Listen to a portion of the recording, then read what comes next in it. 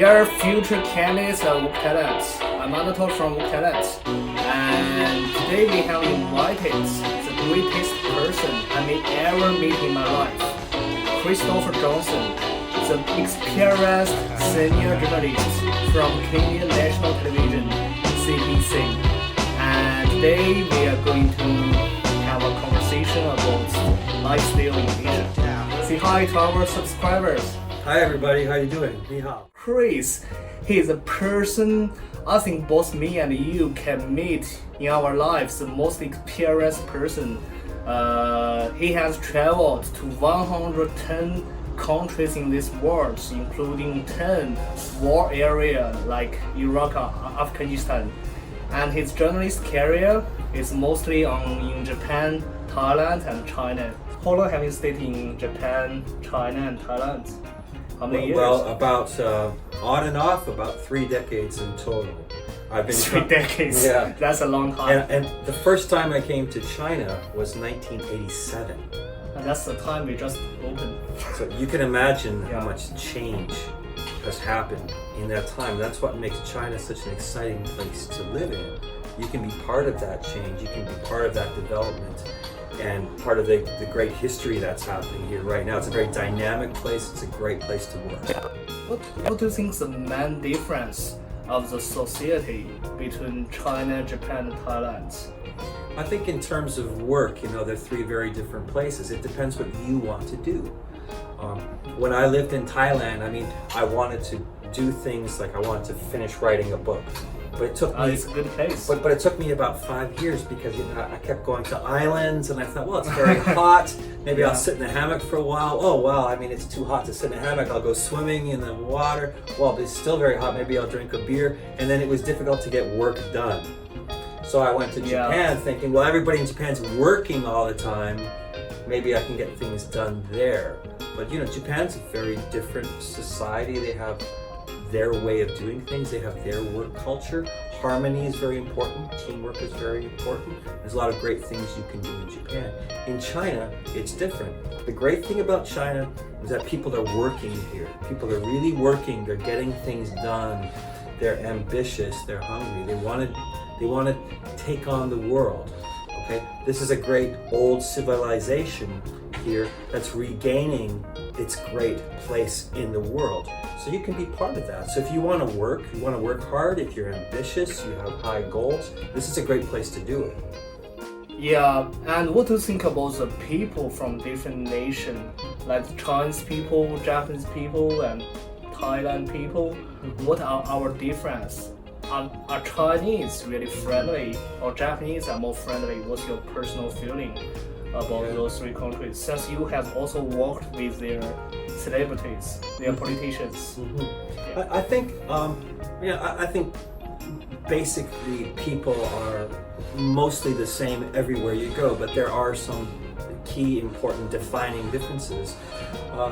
The thing I like about China is that I find people here are very natural, and they're quite honest. Like, let me put it this way: Japan is a very polite society. The language has a lot of honorifics, and it's very polite, but it often feels like there's gloves on everything, and sometimes it's difficult to express your true feeling about something. Thailand is more mellow, it's more laid back, people are smiling, people Relax. look like they're happy, but sometimes it's difficult to get things done because you don't really know what people think and you don't really know what's going on behind the scenes. Whereas I feel in China, because people are more sort of raw, the energy is more raw, and people are sort of they're not really hiding or covering things up so much. So if I'm playing music with Chinese people, or if I'm doing a project with Chinese people, I feel like I can understand them, and we can work together and get things done. Because it's a more sort of direct, and energetic, real. It's like real. So and a lot of foreigners say that here, and that's a great thing about working here. About the society. And do you think their like the differences, you can also interview lots of celebrities, famous people like Yao Ming or Kobe Bryant. And Yao Ming is extremely famous in China. Everyone knows him. Do you think like if Yao Ming compared with normal Chinese people, they're like the same, or the famous Chinese people act differently? I think so. I think generally speaking, because of the history and the culture here, there's some humility built into people, and people are generally speaking very down to earth.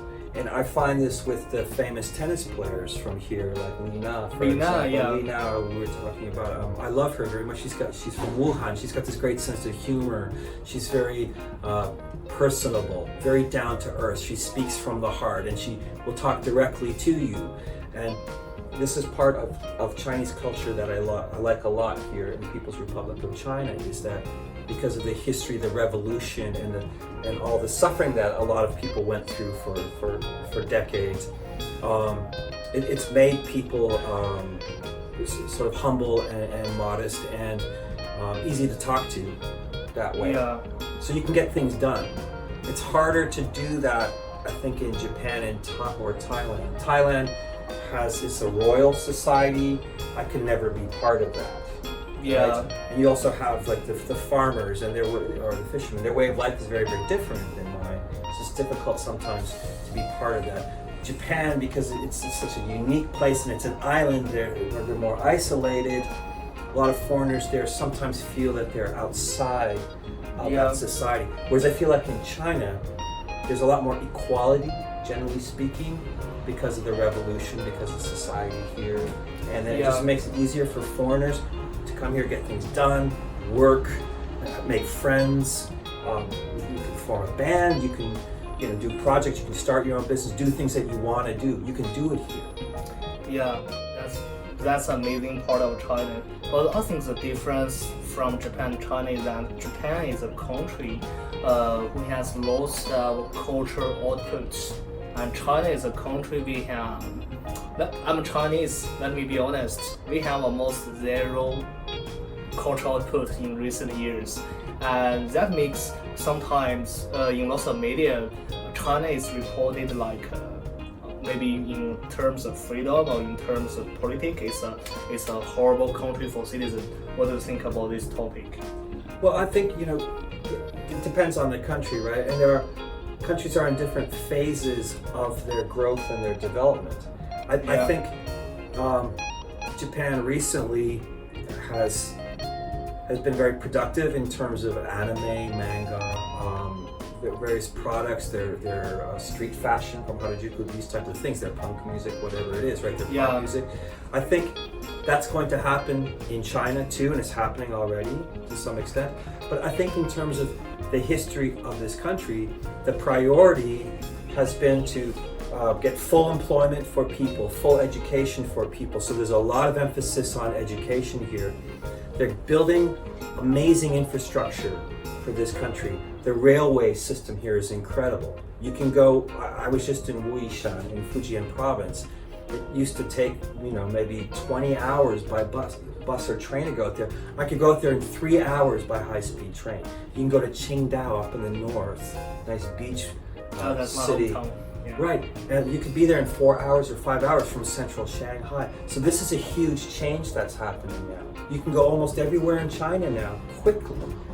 Yeah, and the infrastructure is there, and that's going to, and we can see this with the younger generation now. People are traveling a lot more. There's a lot of domestic tourism, and this is going to create more energy and more cultural industries. So I think that's something that's starting to happen now. And if you're a person who's got interest in culture, or you want to do something artistic, or whatever, this is a great time to be here because you're on the ground floor of something that's going to grow and develop. So you have opportunity. Yeah. And Chris, as a foreigner in China, especially you have just reported the NBA game. As a foreigner in China, especially as a journalist in China, what do you think about the convenient parts and inconvenient parts as a foreigner in China? Well, I mean, it's true of any country. It's not only where you are, but it's who you are and what you're doing. So if you come here ready to work, and somebody like Anatoly is helping you get your job, get you set up, things are going to be a lot more smooth for you. And it's great if someone can help you solve a lot of those issues at the beginning in terms of finding your apartment, getting set up with a visa, getting your job, all of those things. That can be difficult at first for some people. So it helps a lot if somebody like Anatoly is helping you. Right? You will have culture shock for sure. That's a big step. Once you get over that, things become a lot more simple. Generally speaking, Shanghai, other cities in China are very safe. People, men, women of any age, you can walk around on the streets at night and you feel safe. I love walking around in Shanghai at night. I like going around taking photographs of things late at night because I feel safe here. So that saves you a lot of energy. You don't have to be defending yourself all the time. Right? That's true. In Paris, I do feel absolutely. Maybe a tall guys, but yeah, exactly. Paris sometimes I mean, sometimes, to be honest with you, sometimes foreigners have problems maybe communicating with taxi drivers or receptionists at hotels. But you know what? Everybody's using their smartphones to translate things, so that helps you. Here in Shanghai, there's a really great mass transportation system. You've got 13 or more different subway lines. 17 that go everywhere. You've got night buses that you can take. You can use your app on your phone. It's kind of like Uber. It's called Didi. You can use that instead of taking a taxi. That's a safer way of going someplace. So there's a lot of technological advance that's happening right here. Oh, also bicycles. You can borrow shared bicycles. Shared bicycles. Yeah. There's some really cool things like that happening here that you can take part of too. Yeah. Thanks a lot for your experience sharing, Chris.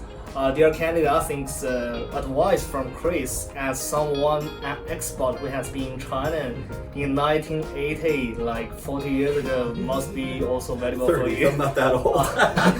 Okay. 1987. 30 years ago, So, thanks a lot, Chris. All right, I hope you have a great time in China. Thank you. Thanks a lot, everybody. Good luck.